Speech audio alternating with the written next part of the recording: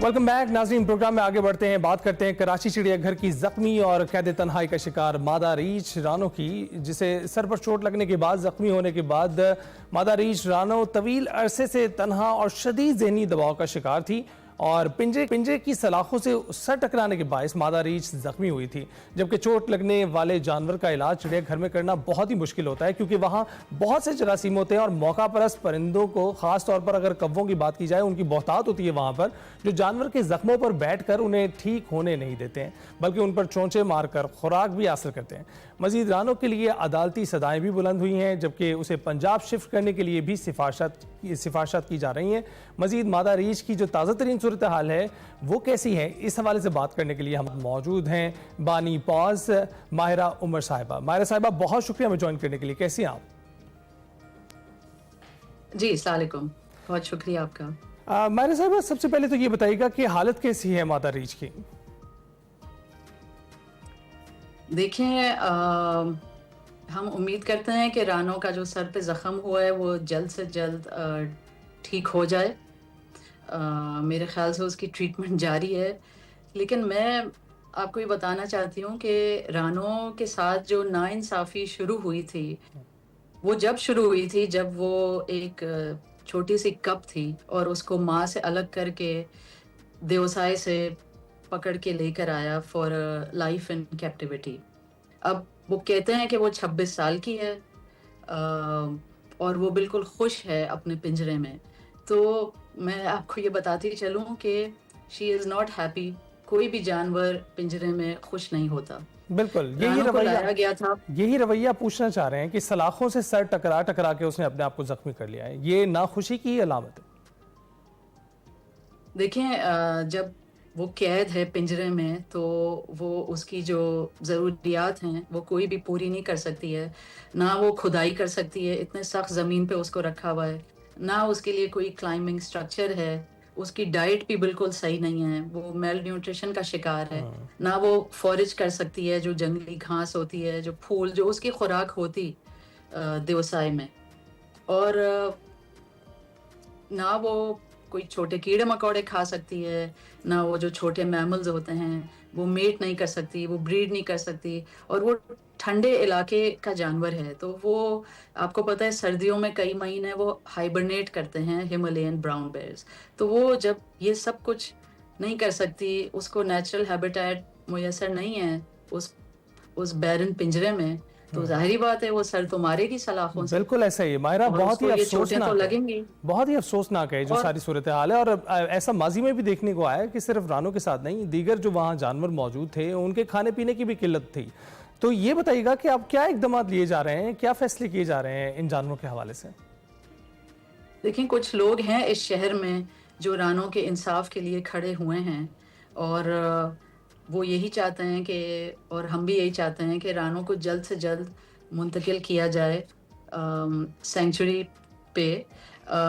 हमने इसके लिए कई एफर्ट्स किए हैं, हमने 2 मीटिंग्स भी करी हैं जिसमें बीवी आसिफा भुट्टो भी मौजूद थी, और ये इत्तेफाक हुआ था कि इसको जल्द से जल्द सेंचुरी भेजना चाहिए।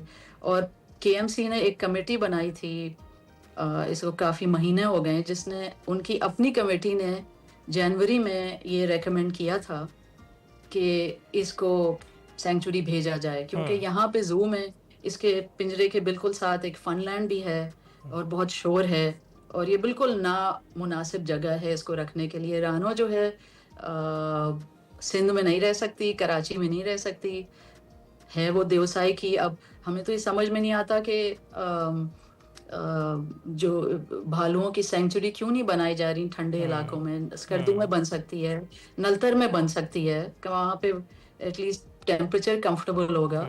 जहाँ यहाँ पिंजरे में कैद किया हुआ है तो वहाँ उनके लिए कोई खुली एक 4 दीवारी बना दें, जहाँ पे इतने सारे भालू कैप्टिविटी में हैं in public and private zoos across Pakistan. No bears should be in zoos in captivity in Pakistan. सबको सेल से सेंचुरी मुंतकिल करना चाहिए, और इस बहस में नहीं पड़ना चाहिए कि ये हिमालयन है या सीरियन है। अगर वो सीरियन है भी तो उसके कोई साइटीज इंपोर्ट पेपर्स हैं I mean, she was not born to be in a cage. अच्छा, राइट। तो मायरा साहबा, वैसे बहुत ही बड़ी अट्रैक्शन है कराची ज़ू भी कराची वालों के लिए। लाहौर ज़ू तो आप जानती हैं, यहाँ पर ख़ास ख्याल रखा जाता है, लेकिन कराची ज़ू में जो जानवरों को रखना है उसकी क्या रेगुलेशंस हैं जिनके ज़रिए ये पॉसिबल बनाया जा सके कि जानवर ज़ू में भी रहे और सेहतमंद और खुश भी रहे? देखिए, ज़ू में कैद होके कोई भी जानवर खुश नहीं रह सकता। ज़ूज़ वो नेचुरल हैबिटेट फराहम ही नहीं कर सकते। ज़ू उस जंगली जानवरों की कोई भी ज़रूरियात पूरी नहीं कर सकते। और ज़ूज़ के अल्टरनेटिव्स हैं। अगर हम एक सॉफ्ट और कंपैशनेट इमेज ऑफ पाकिस्तान दिखाना चाहते हैं दुनिया को, तो हमें चाहिए हम ज़ूज़ को फेज़ आउट करें और हम सेंचुरीज बनाएं वाइल्ड लाइफ के लिए। और जो वाइल्ड लाइफ वाइल्ड में वापस रिलीज हो सकती हैं, जो प्रोफेशनल्स रेकमेंड करते हैं, जैसे कि हमारी अपनी जो नेटिव वाइल्ड लाइफ है जिसमें फ्लेमिंगोज हैं, हनी बैजर्स हैं, पेलिकन्स हैं, बंगाल फॉक्सेस हैं, डेजर्ट फॉक्सेस, नील गाइज, जैकल्स और फिशिंग कैट जो हैं वो बिल्कुल वापस अपने हैबिटेट में रिलीज कर सकते हैं वेटलैंड्स में और कीर्थर नेशनल पार्क में। अब ये तो सरासर गलत है कि वहीं से आप जानवर पकड़ के ला रहे हैं इस किस्म के और फिर आप उनको रानी बाग ज़ू में बंद कर रहे हैं, कराची ज़ू में बंद कर रहे हैं। तो आपको कैसा लग रहा है कराची चिड़ियाघर और हैदराबाद का जो रानी बाग है ज़ू, उसका माहौल कैसा आपको लगता है? यहाँ जानवरों की कैसे देखभाल की जाती है? भाई आप मिसाल ले लें, अगर जैसे एक नील गाय है, वो भी वाइल्ड से लाई गई हैं, तो एक तो हमें सोर्स नहीं पता होता जानवरों का। ये पब्लिक और ट्रांसपेरेंट रिकॉर्ड्स होने चाहिए कि कहाँ से जानवर आ रहे हैं, वाइल्ड से पकड़ के ला रहे हैं। हमने तो तंजानिया से भी 4 हाथी के बच्चे वाइल्ड से हम पकड़ के ले आए, 2 तो अब मर गए और जो बाकी 2 हैं उनको टीबी हुआ हुआ है। भाई आप कोई भी स्पीशीज अगर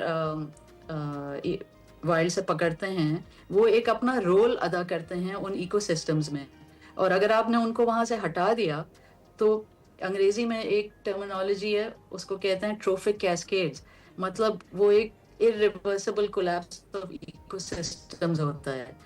अब कराची के बाहर इतना बड़ा कीर्थर नेशनल पार्क है, वो एक वाइल्ड एरिया है, वहाँ जो इकोसिस्टम है वहाँ पे जानवर रहते हैं। तो ये तो नाइंसाफी है कि वहीं से पकड़ के जानवर आप यहाँ लाके पिंजरों में बंद कर रहे हैं। आपने डेजर्ट फॉक्सेस और ये जो बंगाल फॉक्सेस हैं, 7 एक पिंजरे में रखा हुआ है, कंक्रीट फ्लोर, सड़ा हुआ पानी है उस पिंजरे में, पता नहीं क्या खिला रहे हैं। और फ्लेमिंगोज आपको पता है वाइल्ड में वो वेटलैंड्स में होती हैं, मैंग्रोव्स में, कीचड़ में, लेक्स पे होती हैं। यहाँ पे सीमेंट पे उनको रखा हुआ है तो वो 2-4 महीने में सब मर जाती हैं और वो कोई कैप्टिविटी में थोड़ी पैदा हुई भी होती हैं, वो तो वाइल्ड से आती हैं। तो वी डोंट क्वेश्चन कि ये जानवर आ कहाँ से रहे हैं। मतलब ऑल्टरनेटिव टू जूज होते हैं। मैं आपको बताऊं, कराची जू की अगर हम एक जू की बात कर रहे हैं, उसको वापस बोटेनिकल गार्डन के फॉर्म पे कन्वर्ट कर देना चाहिए। कराची के सबसे बड़े शेडी नेटिव ट्रीज वहीं पे हैं और वहाँ पे हम क्रिएट कर सकते हैं नेचुरल मिएंडरिंग ट्रेल्स, नेचर वॉक्स वहाँ पे हो सकती हैं, बर्ड वॉचिंग टूर्स हो सकते हैं, आर्ट वर्कशॉप्स हो सकती हैं, वहाँ आप डॉक्यूमेंट्रीज दिखाएं और वो एक कम्युनिटी और कल्चरल सेंटर बन जाए और आप स्टैचू बना दें वहाँ जानवरों के, लोग जाके सेल्फी लें। तो there are ways of educating people. अब एक बच्चा अगर लियारी से कराची जू जा रहा है और उसने 3 सेकंड के लिए, वो जो चिंपैंजी भी वहां पे हैं 2 highly depressed, they are very close to human, 3 second के लिए उसने वो चिंपैंजी देख लिया लेटा हुआ जो अपने आंखों पे हाथ रखा हुआ है और एक डंजन में उसको रखा हुआ है, तो वो कौन सा जाके, आप बिलाशुबा ठीक बात कर रहे हैं कि जूज का जो माहौल है वो मौजू नहीं है ऐसे जानवरों को रखने के लिए। और अगर आपने इन जानवरों को रखना ही है तो इनके लिए कम से कम ऐसे हैबिटेट ज़रूर बनाएं जो इन कुदरती माहौल के करीब हो। बहुत बहुत शुक्रिया माहिरा उमर, आपने हमसे बात की। पॉज की ब्रेक के बाद मैं जेन गोडॉल के बारे में